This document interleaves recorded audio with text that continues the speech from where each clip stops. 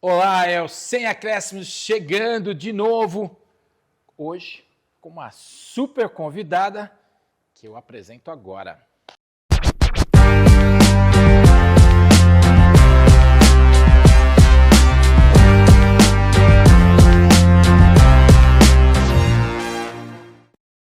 Jornalista, chefe de cozinha, empreendedora, gestora de eventos. Faltou alguma coisa? Luciana Cooper, seja Mãe e esposa? Aí a gente entra para a segunda parte pessoal. Não podemos esquecer. Tudo bem, Lu? Seja bem-vinda. Que prazer te receber aqui. E em posições diferentes para você agora, né? Você vê, o mundo deu voltas. Nesse caso foi uma inversão, né? De entrevistadora para entrevistada agora. Exato. Que legal, que delícia te receber aqui para a gente bater esse papo. Falando com você aí, uma jornalista de mão cheia, que eu costumo dizer. Obrigada. Apresentadora de TV, comunicadora, entre tantos outros talentos na comunicação, né? Foi assessora na área de comunicação também. Corporativa, sim. Mas uma baita de uma entrevistadora que eu aprendi muito num período em que trabalhei na TV Rede Paulista de Jundiaí. Foi nossa apresentadora, foi nossa chefe de redação e tudo mais. Tempos bons, Lu Cooper? Ai, tempos bem saudosos, né? Você sabe que de vez em quando eu faço umas pesquisas na internet e eu ainda me acho como apresentadora. Você sente saudade dessa época? Eu sinto saudade. Eu sinto saudade porque gerar conteúdo é muito gostoso, né? O que você está fazendo aqui e eu vejo hoje a minha equipe fazendo conteúdo, né? A minha equipe de marketing fazendo conteúdo e às vezes eles vêm, Lu, vamos gravar, vamos fazer aquilo. Eu gravo, eu faço rápido, faço de primeira e eles falam, uma delícia gravar com você porque você vai rapidão. Eu falei, ai gente, eu acho que foi a minha primeira paixão profissional, né? A gente não pode negar isso. E o que o jornalismo me trouxe, o que o jornalismo me ensinou, eu com certeza levo para tudo que eu faço. Então, dá saudade, mas também eu sinto muita gratidão, fico muito feliz por ter feito tudo que fiz, tanto em TV quanto na comunicação corporativa. Tá, então vamos lá, pela ordem, né? Mulher, esposa, mãe. Isso. Executiva. Isso. Chefe, como eu já disse. Sim. Empreendedora. Qual é o desafio da mulher hoje no campo profissional, da Lu Cooper? Não se culpar. Eu não encontro muitos obstáculos com relação aos outros, porque é uma coisa minha, os outros nunca me assustam muito. Eu acho que todo mundo tem o seu lugar, então eu não sinto muita diferença, apesar de existir sim. Eu, Luciana, não sinto muita diferença nos ambientes nos quais eu frequento e tudo mais, principalmente nas questões profissionais. Mas eu tenho uma autocobrança muito grande. Então eu percebo que às vezes o meu maior obstáculo sou eu mesma. Isso no meu caso. E eu percebo que isso acontece por eu ser mulher. Porque a gente se preocupa muito com muitas coisas, com muitos detalhes. Eu sou muito detalhista, eu sou muito perfeccionista. Tanto que uma das coisas que fica como marca da Luciana Cooper, que fica como marca dos serviços que eu presto, é esse comprometimento que eu tenho com o meu cliente, com o meu serviço, com a minha entrega. Então, hoje eu percebo que, por ser mulher, eu entendo que essa sensibilidade que nós temos e tudo mais, ela em mim é muito exacerbada, então essa é a minha maior dificuldade. Não me culpar, às vezes, por uma coisinha ou outra que não deu certo, por um negócio ou outro que eu não fechei, por um atendimento que não foi tão bom. Então, hoje eu percebo que, assim, eu sou a minha maior adversária. Então vamos falar desse complexo, desse grupo Lu Cooper de empresas. Uhum. São 5 empresas, Lu, que você comanda e é sócia e é dona e está à frente deles. Pois é. São cinco empresas, 6 marcas, né? 6 marcas. 6 marcas, 5 empresas, 6 marcas. Quando eu fiz a transição de carreira, né, que eu deixei a comunicação em si, propriamente dita, exercida todos os dias. Foram quantos anos na comunicação? Eu fiquei 11. 11 anos na comunicação. Eu ainda sou mais jornalista do que empresária. Você se vê assim? Eu falo que é porque eu tenho mais tempo de jornalista do que de empresária. Ah, bom, tá. Então foram 11 anos como jornalista e eu faço em novembro de 2025 agora 10 anos de empreendedorismo. Então eu ainda sou mais jornalista do que empresária. Estou lá preenchendo a ficha do hotel, eu fico na dúvida o que eu coloco na profissão. Mas brincadeiras à parte, eu falo isso para minha equipe. Começou muito por uma paixão, por um hobby, né? A questão do cozinhar. E eu falo que, infelizmente, eu faço parte de uma clássica história de transição de carreira. A minha transição de carreira aconteceu por causa de um burnout. Então, depois disso, eu falei, não, eu preciso fazer algo diferente, fazer algo que me dê prazer nesse momento. E eu fiquei 1 ano, depois que eu decidi sair da empresa, do corporativo, eu fiquei 1 ano só cozinhando. Eu não queria fazer mais nada a não ser bolo, torta e qualquer outra coisa relacionada à comida e atendendo cafés da manhã. Já era uma paixão na sua vida, cozinhar? Sempre foi. Venho de família italiana e mineira. Ah, então... Então não tem como não. Não tem como não. Aquela coisa da comida caseira, das massas no final de semana, das carnes assadas. Isso eu cresci vendo minha mãe, minhas tias, minha avó. Sempre foi a forma de se exercer carinho, né? O italiano tem isso. Come, come. Eu lembro da minha avó falando pra gente, a gente estava lá sufocada, terminando o prato, mas você pegou muito pouco. Já vinha e colocava um pouco mais, porque a gente bonita era a gente mais gordinha, né? O italiano tem disso, né? Você tá fraca, tá anêmica. Tá muito esbelta porque tá errado, tá comendo pouco. Tá comendo mal. Tá comendo mal. Então, eu cresci vendo tudo isso. E eu sempre me interessei, sim, em fazer alguma coisa. A minha mãe sempre foi muito... ela me acolheu muito bem na cozinha, eu falo, né? Que ela me permitia fazer bastante coisa.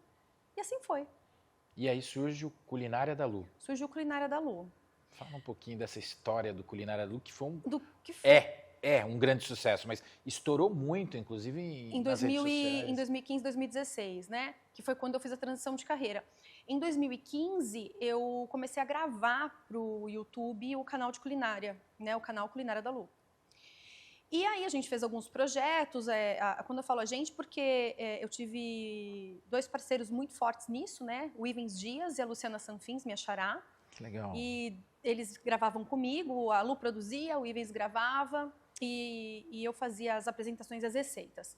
E a gente ficou de junho até agosto, mais ou menos, fazendo alguns vídeos e tal, mas a gente queria lançar logo. Então, no finalzinho de julho, a gente colocou no ar o primeiro. Foi legal, né? O pessoal achou bacana, tal. Eu contei um pouco essa relação da comida com a minha mãe, fizemos uma abertura.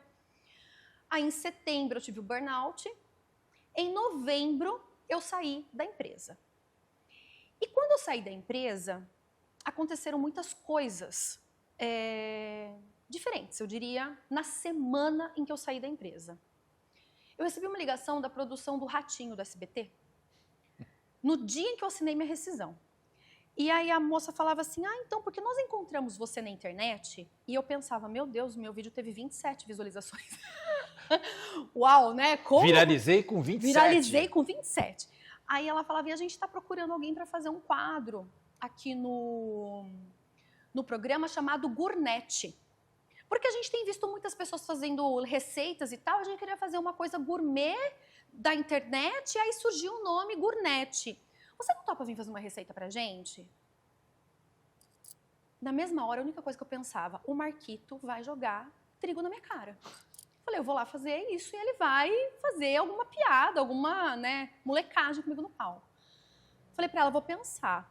E aí a gente foi nessa conversa, por fim, eu fiz o Ratinho em questão de... Eles foram na minha casa, gravaram no início, depois eu fui pro programa, fiz ao vivo com o Ratinho, eu cozinhei com o Ratinho. Em 10 minutos que eu fiquei, 15 minutos que eu fiquei com ele no ar ao vivo, a gente ganhou... eu vou chutar, sei lá, uns 7 mil seguidores, assim, em 5 minutos. Caramba! E aí, eles gostaram muito e me chamaram para fazer a ceia de Natal do programa também, lá no SBT. Aí voltei, gravei a ceia com o Ratinho. E você já tinha intimidade E com eu já TV, tinha intimidade né? com TV, e foi isso que eles acharam legal, entendeu? Porque eu sabia fazer TV, porque muita gente começa a fazer internet, começa a gravar vídeo de internet, e não tem esse esmero, né, Marcos, que a gente tem porque a gente já trabalhou em televisão. A gente sabe da importância de uma luz, de um som, a gente sabe da importância de um cenário, a gente sabe da importância de uma dicção, de uma voz, de um postamento. Então, tudo isso fez sentido para eles, né? Calhou ali com a estética que eles queriam. E assim começou. O canal tá parado hoje, mas eu tenho 5 milhões de visualizações nas minhas receitas. 5 milhões? Milhões. 5 Quer dizer, milhões. É um sucesso que mesmo parado ele não parou. É um sucesso congelado. Congelado. Congelado. Falo muito de voltar a gravar, mas aí as outras empresas foram acontecendo. Mas eu acho que a comunicação sente sua falta também. Volta a Eu gravar. também sinto. Vamos tentar, gente? Volta a gravar, eu acho legal. E tenho certeza que o público em casa também vai adorar, né? Então, o canal tá lá ainda. Quem quiser ver o Culinária da Lu no YouTube, Culinária da Lu, vai ter uma logomarca que é o rosto de uma menininha com um lacinho, assim. A gente sempre fala que é bom porque tem alguns nomes parecidos, né? Boa. E disso virou um negócio? Foi. Durante 5 anos, durante 1 ano eu só cozinhei. Depois eu comecei a perceber que eu ia fazer o evento, eu sempre atendi corporativo, né? Eu ia fazer o evento, o cliente falava assim, Fio, mas você não tem uma extensão aí? Aí eu pegava a extensão. Mas você não tem alguém para colocar na minha recepção? Eu pegava, arrumava alguém na recepção. E assim as coisas foram acontecendo. Eu fui agregando serviços. Aí eu falei, peraí, eu acho que está na hora de eu trazer de volta à tona a Vorte, que foi a minha empresa de comunicação, né, de prestação de serviço na área de comunicação por muitos anos. E eu acho que eu vou fazer a Vorte virar a Vorte Eventos.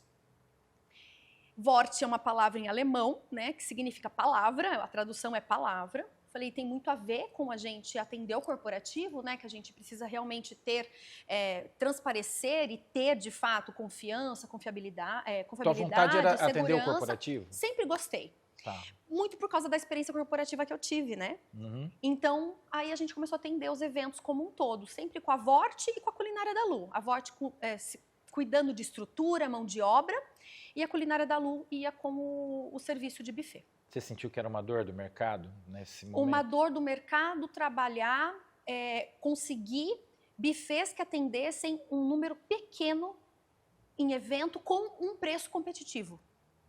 Porque os grandes buffets, eles preferem, claro, as grandes festas. Como a minha estrutura sempre, né, era pequena, era eu e mais duas pessoas, a gente conseguia fazer um atendimento dentro da nossa capacidade ali, com um preço competitivo.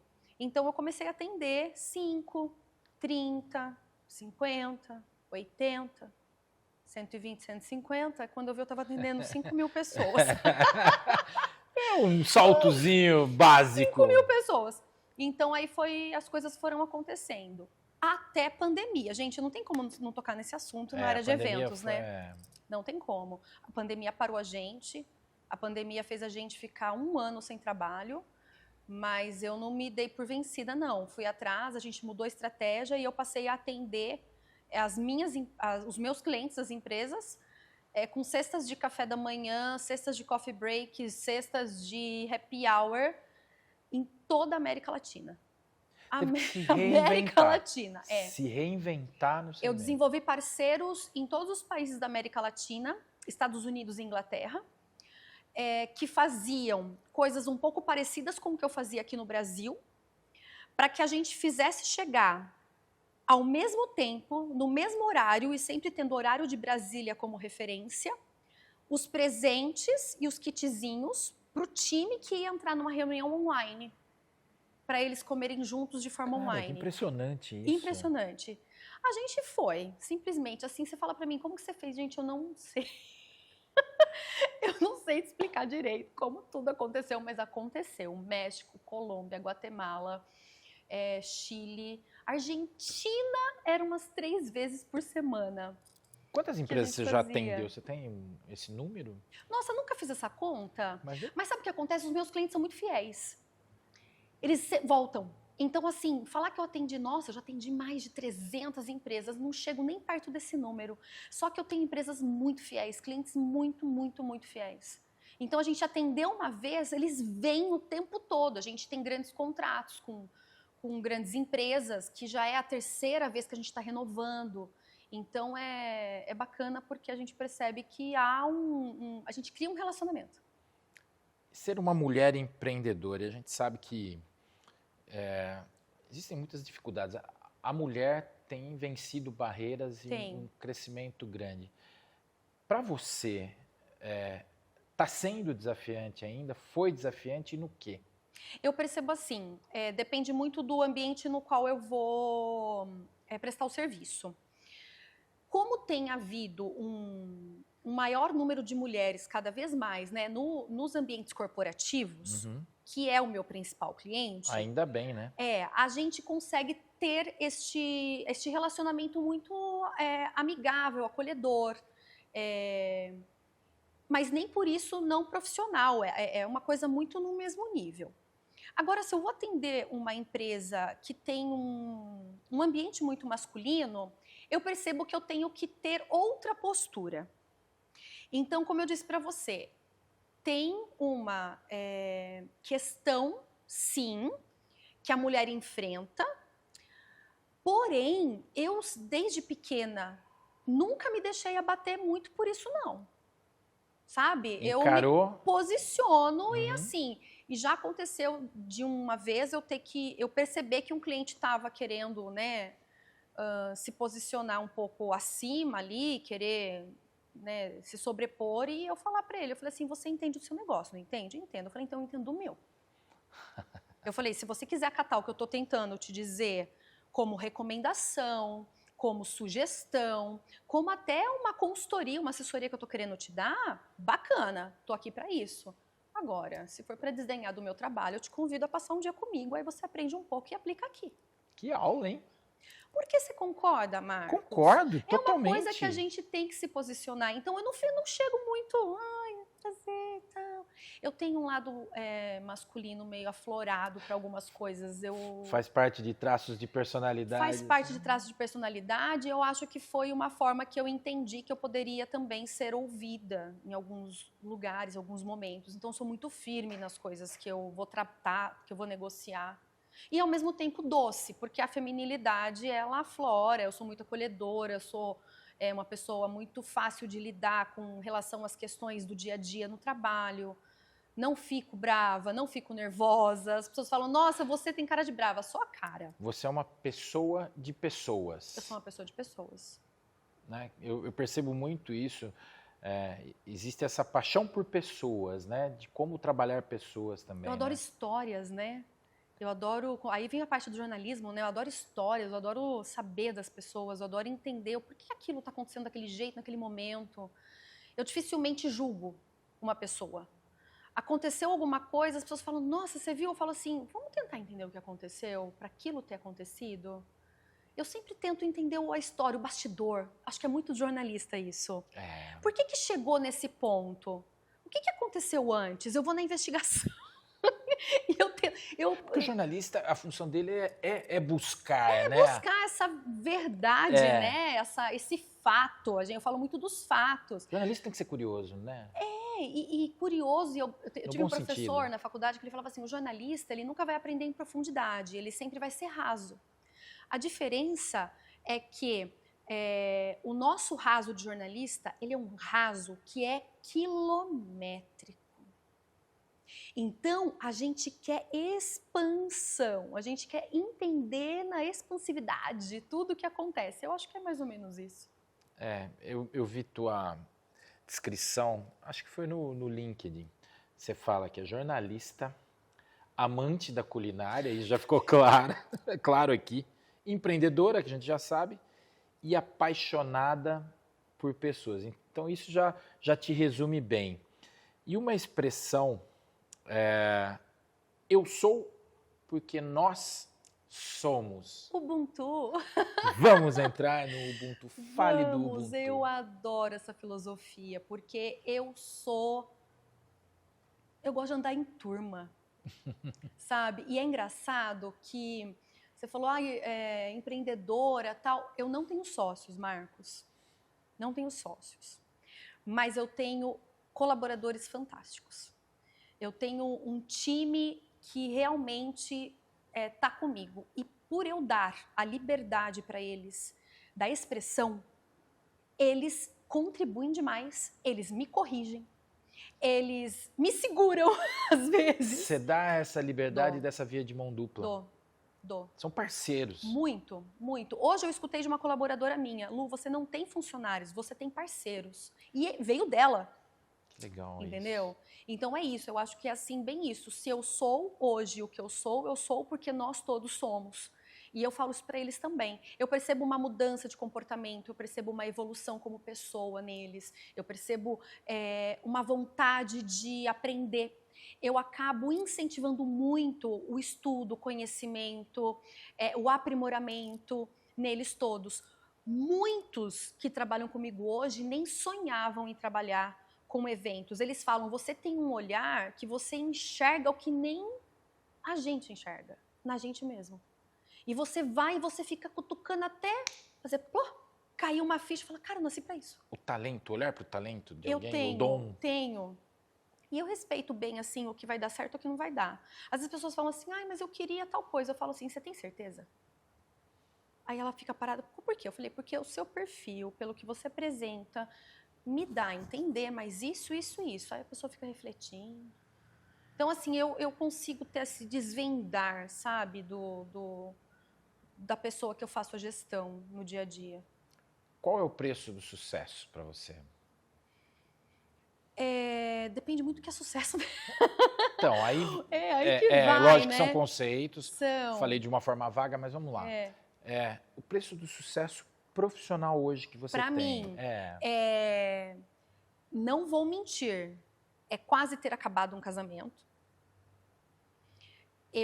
Isso só não aconteceu porque realmente o meu marido, o Fábio, ele é uma pessoa fantástica. E no final da história ele só queria a mulher dele mais tempo com ele, né? Mais nada do que isso. Então, para mim foi isso. Mas estamos bem, né? Fizemos uma reconstrução de personalidades e perfis, porque as coisas acontecem muito juntos, a gente não é mais como nos conhecemos, né? Eu tenho 20 anos que eu tô com o Fábio casada, namoramos 5, então estamos há 25 anos juntos. Então, 25 anos juntos, eu não sou aquela menina de 17 que ele conheceu. Claro. Né? Teve um amadurecimento, uma maturidade. Então, ele tá nesse processo de entender tudo isso e eu vice-versa, né? Porque também tem do outro lado. Então, para mim, eu diria que esse foi o maior preço. Então, quando isso acontece, quando há uma influência na vida pessoal, aí é realmente o momento de respirar, procurar ajuda e nessa entra de novo a comunicação, que é a principal ferramenta para absolutamente tudo que a gente faz nessa vida. Tudo, seja profissional ou pessoal. E você tem 2 lindos frutos desse... Eu tenho. E talentosos, né? Vamos falar um pouquinho deles. Vou falar. Maria Luísa, que é minha filha mais velha, tem 18 anos, agora está fazendo quase 19. Levava na redação quando bebê, você lembra disso? Lembro disso, claro. Criancinha, a gente tem umas fotos dela lá na redação, sentada no computador, assim, brincando. Tá lá, uma moça de 19 anos, Maria Luísa mora na Austrália, Maria Luísa é cantora. Que cantora, canta bastante, né? Danada. E ela não foi seguir carreira lá, mas ela foi aperfeiçoar o inglês, até muito por causa da questão da música. E ela tá lá e tem cantado lá. Tem feito umas apresentações por lá, o pessoal tem gostado muito dela. Então ela tá lá fazendo a vida, né, dela, tá trilhando o rumo dela. Muito legal ver essa independência, né? Maria Luísa tem um viés para o marketing, para a comunicação também, então acredito que faça alguma coisa paralelamente à música nessa linha. E o João Felipe tem 14. O João Felipe, eu passei a gestação dele toda apresentando um telejornal. Tinha eu, uma barriga e uma bancada. Era uma coisa, né? Ele nasceu no meio do jornalismo. Eu, a barriga e a bancada, né? o João e a bancada, e eu tive o João, aí eu saí da TV e entrei no corporativo logo depois. O João Felipe é atleta de handebol, então ele adora o handebol dele, e eu imagino que ele queira seguir alguma coisa nesse sentido do esporte. E tem uma paixão muito desde criança, que tem uma coisa que a gente olha e a gente fala, nossa, ele tem um olhar diferenciado para as coisas, ele tem um olhar diferenciado para formas, decoração, e ele fala da arquitetura. Então, e ele desenha, então ele tem um viés aí para uma arte exata, eu diria assim, né? Que é o Que que ele legal. curte. Então você tem um ponto de conexão, um deles com o esporte é teu filho. Você falou do handball. Você teve mais algum? Você praticou um esporte? Pratica um esporte? Nossa, Marcos, está preparado? Eu joguei futebol feminino. Opa! Então agora me interessou Agora muito. você está interessado. Esse lado da tua vida eu não Fui conhecia. uma zagueira, meu amor, de primeira linha. É mesmo? Você conhece o Carlinhos, que foi treinador de goleiro do Paulista? Sim, trabalhamos juntos. Carlinhos foi meu técnico. Você foi uma zagueira do time do... Foi uma zagueira dos times que, quando começou a história do futebol feminino aqui, tinha uma quadra aqui perto da Euromotors, aqui inclusive, que a gente jogava muito futebol por aqui. E eu joguei de areia, de salão e de campo. Porque não tinha times suficientes para fazer um campeonato de uma única modalidade. Então, nós de Jundiaí éramos uns 2 ou 3 times. A gente tinha Valinhos, que era muito forte na época, Itatiba, e a gente procurava fazer os campeonatos, as modalidades. Então, as mesmas meninas jogavam todas as modalidades. E assim foi. O que eu menos joguei foi campo, mas muita areia e muito salão. Você passou por um processo, então, do futebol, como uma atleta de futebol, sim, amadora, enfim, mas que foi talvez um dos grandes desafios da mulher se incluir no futebol, né? Foi. Como é que você se sentia com isso? Você sentiu algum tipo de discriminação com isso? Você teve isso, não? Não teve, porque a gente era, na época, bem admirada. Eu lembro de ver os rapazes e os homens Como era o assistindo. time? Qual era o nome do time? Gente, tinha um nome estranho, Chinó. Chinó. Chinó. Legal. Criativo. Tinha o Chinó. E aí o Chinó, ele ia pros campeonatos e eu percebia uma curiosidade das pessoas para assistir. Uma curiosidade. Eu não ficava prestando atenção na arquibancada se eles estavam tirando um sarro, deviam estar. Tá. Mas eu me envolvia demais naquele jogo. Como eu disse, eu me entregava me entrego para as coisas, né? Então eu jogava bastante. Quanto tempo foi isso? Eu fiquei jogando dos 14 aos quase 17, aos quase 18. Caramba, uma experiência longa, Lu. Foi longo.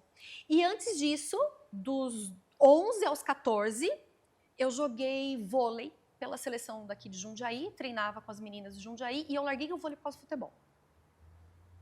Poxa, uma transição bem... Larguei o vôlei. Eu eu treinava no SESI, no SESão, eu ia pro vôlei, eu colocava a joelheira, fazia o vôlei de quadra, aí dava o horário, eu baixava a joelheira para canela, para virar caneleira e ia pro campo. Porque o complexo, para quem não conhece, aqui em Jundiaí, o complexo esportivo do SESI tem todas essas modalidades, um espaço bem legal, tem campo, tem ginásio. Aí eu descia do joelho para canela e eu ia pro campo. E aí virou uma paixão pelo esporte? Foi, adorei, muito tempo. O que o esporte te trouxe, que você traz hoje para a tua vida? Essa história do grupo, da coletividade. Eu nunca fiz no esporte individual. Então, é por isso que eu falo, é o bando, né? É o andar em bando, andar em turma, a gente tem um time. Tanto que eu falo hoje nas minhas equipes, eu não chamo assim aos meus colaboradores, é o meu time. Quer dizer... Claramente um legado do esporte. Nós somos um time, nós cuidamos uns dos outros, nós temos algumas frases, alguns termos de cultura interna nas empresas. E uma das coisas que a gente chama de cultura que a gente tem nós cuidamos uns dos outros. E o que um time faz?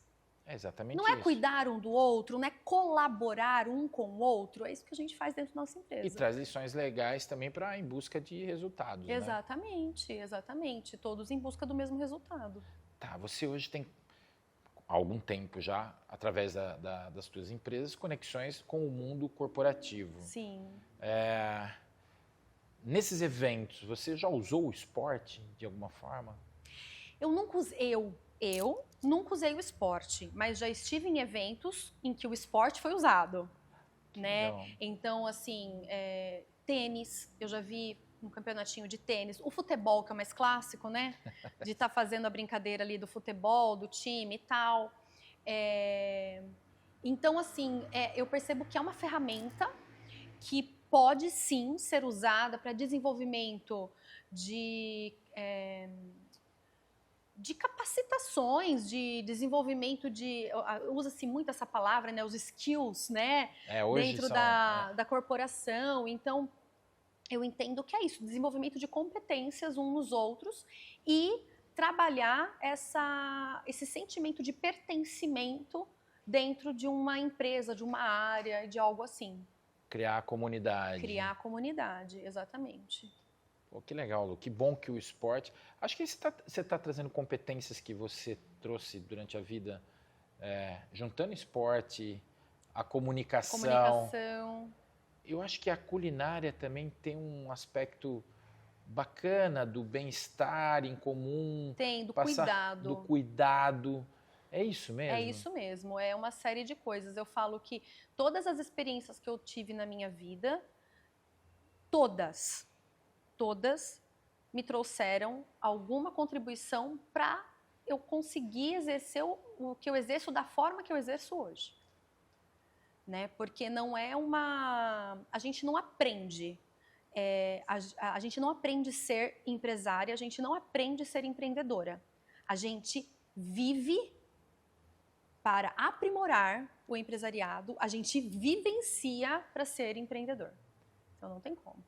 O Ubuntu, de repente, veio para completar isso? Porque o Ubuntu é uma filosofia sul-africana, Sul-africana, exato. Você consegue falar um pouco mais para quem está nos vendo sobre Sobre ele? o Ubuntu. O Ubuntu tem uma história, né, que conta que havia uma corrida, foi feita uma corrida entre crianças, e a criança que mais corresse chegaria a um pote de doces, e esse pote seria dela, ou seja, de quem ganhasse aquela corrida. E na hora que foi dada a largada, ninguém foi. Aí a pessoa que estava organizando falou assim, mas por que vocês não correram? Tem um pote de doce e tal. Ele fez assim, porque de nada adianta eu usufruir daquele prêmio sozinho, porque o grande prazer da vida está em eu estar com os meus e dividir aquilo com os meus, porque se eu chego lá, todos chegam também. Então, eles todos correram juntos para chegar juntos até aquele pote de doce e desfrutar daquilo juntos, porque o prazer de desfrutar em grupo, né, com os seus, era muito maior do que desfrutar sozinho. Compartilhar. E eu acho isso fantástico. Fantástico, porque se a gente tivesse isso pra gente no nosso dia a dia, todos nós, tanta coisa seria diferente. Acredito. Então, eu faço um pouco o que eu consigo. Vamos lá, o olhar jornalístico da Luciana Cooper. Agora eu vou entrar nisso aí pro esporte, né? Você tem já essa intimidade, essa visão? Bora lá. Sempre soube, né? Você como jornalista tem. Como é que você está vendo o momento do futebol no Brasil? Vamos lá, agora eu quero. Agora eu vou te pôr. Misericórdia, vamos ver. Vamos lá, a gente tá vendo o Neymar voltar. Voltou, isso, acompanhei. Tá. Como é que você vê isso? Com que olhos você vê isso? Você acha que a gente está vivendo um momento positivo com a volta dele? É muito mais uma questão de business e negócios dentro do futebol brasileiro? O olhar da Luciana Cooper, jornalista. Vamos lá. Marcos, outro dia, informalmente, eu comentei uma coisa com você e eu acho que eu vou um pouco nessa linha. Eu comentava com você que o atleta de futebol e o técnico de futebol, ele tem que entender que talvez, antes de ser atleta, antes de ser técnico, ele é parte de um entretenimento. Perfeito. O que acontece no futebol mundial, o que acontece, principalmente, eu acredito, no futebol, ou até no Super Bowl americano, no basquete americano, né, esportes que têm essa visibilidade maior, é que, claro, aquele atleta, ele tem que estar fisicamente bem, tecnicamente treinado e tudo mais para exercer o esporte em si, mas ele só exerce aquele esporte e ele só recebe o que recebe porque alguém paga para ver. Perfeito, é isso. É isso. Então, quando os times eles trazem os jogadores e vai e volta e tudo mais, entendo sim que tem uma questão de futebol na sua essência envolvido do quero o meu time jogando bem, do quero o meu time entrosado, porém, você está dentro de clube, você é do ramo, você também deve saber que há toda uma questão comercial e de marketing envolvida em praticamente tudo que se faz dentro do esporte. Hoje é o que fomenta, o que movimenta. É o que movimenta e tal. Então, assim, Neymar voltou para o Brasil. Vamos lá. Eu acabei de dizer que não julgo. Então, eu fiquei pensando, o que fez menino Ney voltar? O que fez menino Ney voltar? O que fez menino Ney voltar? Eu fiquei pensando nisso, falei, gente, será que foi realmente? Não estou me sentindo valorizado onde eu estou e eu quero ir para um lugar onde eu volte a ser o centro das atenções? Será que isso está fazendo falta para ele? E talvez esse seja o combustível que ele precisa para realmente ser o melhor? Sentir que ele é o melhor e ser o melhor, né? E tal. Tem um aspecto pessoal. Um aspecto pessoal, porque eu duvido muito que seja dinheiro. Eu acho que dinheiro não é para ele. Aí, claro, voltou para onde? Para o Santos? Ele deve ter um carinho, ele deve ter uma gratidão, ele tem toda uma questão da cidade e tal. Eu não entenderia se ele voltasse para algum outro time que não fosse o Santos. E eu fico pensando, sim, que faz parte de algo que talvez esteja fazendo bem para ele de forma pessoal também. Mas não podemos negar que vai agitar todo o futebol, já está, né, agitando Mundial. todo o futebol brasileiro. A gente volta a ter alguns holofotes virados para nós, o que é muito interessante como Brasil, né, a gente ter isso. E movimenta, né, a galera toda, acho que todos os atletas e tudo mais. Vamos falar agora com o olhar da organizadora de eventos, alguém com experiência, enfim. Olhando para o esporte. Você acha que a gente gere bem o esporte num sentido geral, né? Como evento, como entretenimento? E o que se pode explorar mais em disso? torno? Marcos, a gente podia olhar mais para os Estados Unidos nesse sentido, né? É uma grande referência. É uma grande referência. Nossa, como eles sabem fazer show, né? As pessoas às vezes vão ver o jogo, nem é pelo jogo, né? É pelo show que faz antes, pelo show que faz no intervalo, pelo show que tem depois, é um negócio absurdo, né? A palavra experiência é realmente colocada. É colocada e vivenciada, né? Então, acho que falta um pouco, sim, de uma exploração, de uma entrega, vou dizer, um pouco maior por parte dos clubes quando recebem os jogos e tudo mais. Eu entendo que falta uma entrega, assim, alguma coisa que traga um pouco mais de experiência para aquele torcedor dentro do estádio. E fico eu pensando também nessa área digital que a gente está vivendo, de inteligência artificial, se não poderíamos fazer algumas outras coisas também que integrassem essas plataformas, sabe? Eu acho que poderia se fazer algumas vivências que pudessem integrar plataformas. O torcedor não esteve no jogo, mas de repente ele... Olha, eu dando uma ideia, gente. Meu, gostei. Peraí que eu vou falar. Vou falar. Grava, porque pode ser que eu ganhe um dinheiro com isso. Bora! Vamos lá! Pensa comigo, o amigo lá, não cabe todo mundo no estádio. Certo. É difícil, limitado, às vezes, dependendo do jogo. Você não consegue o ingresso? Aí, como que você pode atender esse torcedor de uma forma paralela? Poxa, você tem uma inteligência artificial, coloca ele para interagir com o jogador. Coloca ele para bater um papo com o jogador, fala, amigo, você não veio, tal, não sei das quantas, vou... Pô, tem como você botar o nome da pessoa ali, tem como o jogador ali na inteligência artificial mandar um recado para aquele que não foi. Aí, você deixa a opção dele gravar aquele cidadão, tu cobra lá um ingresso virtual dele para aquilo. Você acha que dá para criar uma experiência em cima disso? Bora, vamos? Eu abro a 7ª. Vambora. Empreendedora, né? Gente, mas é impressionante. Eu vejo oportunidade de negócio em muitas coisas, assim. Mas eu acho que é bem isso. Eu acho que falta realmente ter uma experiência que vai além campo, né, que vai além campo. Eu acho que é uma coisa que a gente poderia trabalhar um pouco mais. O que a Luciana Cooper, empresária, vê para 2025 ou planeja para 2025? Marcos, esse ano, pelo menos nas minhas empresas, está sendo um ano de muita renovação, né?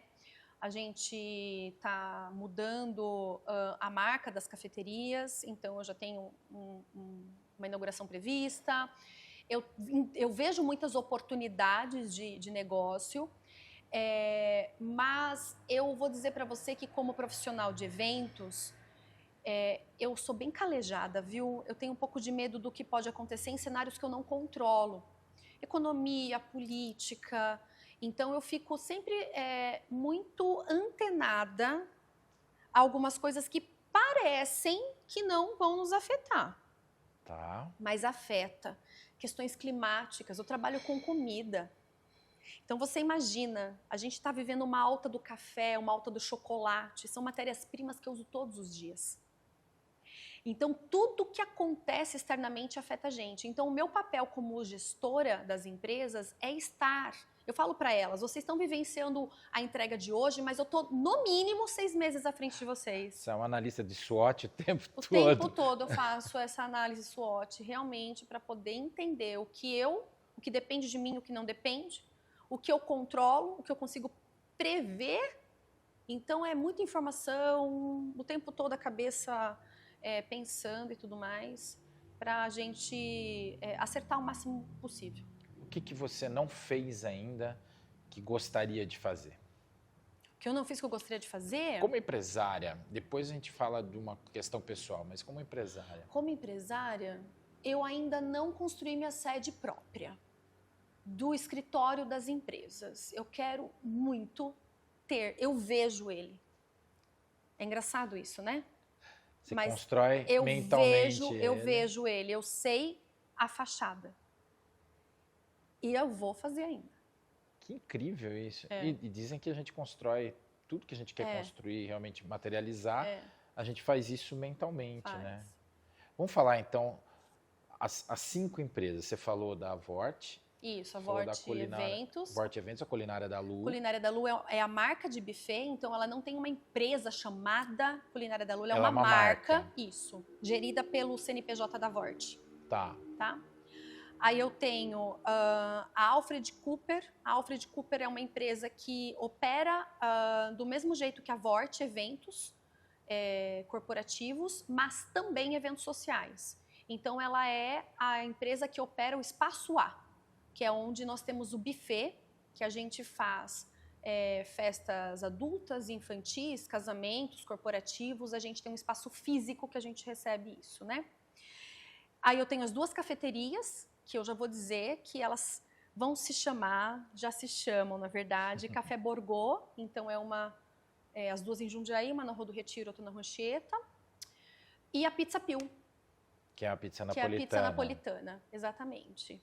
Que beleza, hein, Lu? 5 empresas em 10 anos, praticamente. 10 anos, 9 anos. Criou tudo isso, né? Vamos para um bate-pronto? Ai, vamos, tenho medo, mas vamos. Não precisa ter medo. O bate-pronto aqui é bonzinho. Uma missão de vida da Luciana. Cuidar das pessoas. Uma vitória na vida. Ter saúde na minha família. O valor da família?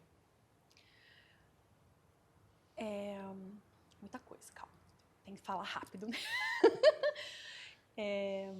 Eu acho que é segurança. Empreender no Brasil é? Ter coragem. O maior sonho da Luciana mulher? Aposentar. Nesse país ainda? E o maior desafio, sem ser aposentadoria? Ah, meu Deus, o maior desafio é vencer a minha autocrítica. Que mensagem você deixaria para uma mulher que hoje empreende ou quer empreender? Acredite no potencial que se tem e escute o seu coração. Lu, uma delícia de papo. Aqui é sem acréscimos, né? Ai, a gente acabou, tem 45 gente. minutos para conversar. Foi um prazer demais te reencontrar. Sim. Nunca tive a oportunidade desse papo na frente das câmeras com você. Marcos, nosso entrevista. reencontro foi maravilhoso. Tem tanta coisa boa, Pô, né? a Que a gente gente está tem. prevendo aí, né? Tem muita coisa legal. Fora sem acréscimos, fora comunicação. Mas, Lu, obrigado por estar aqui. Obrigada. Sempre legal te ouvir e ouvir essa mulher incrível, empoderada, mas com um coração incrível. Ai, obrigada. Obrigada pela oportunidade. É isso aí. E o Sem Acréscimos fica por aqui, mas você aí, ó, deixe seu like, se inscreva no canal, ative o sininho para notificações, vídeo chegando você vai receber aí e continue curtindo a gente. Até a próxima!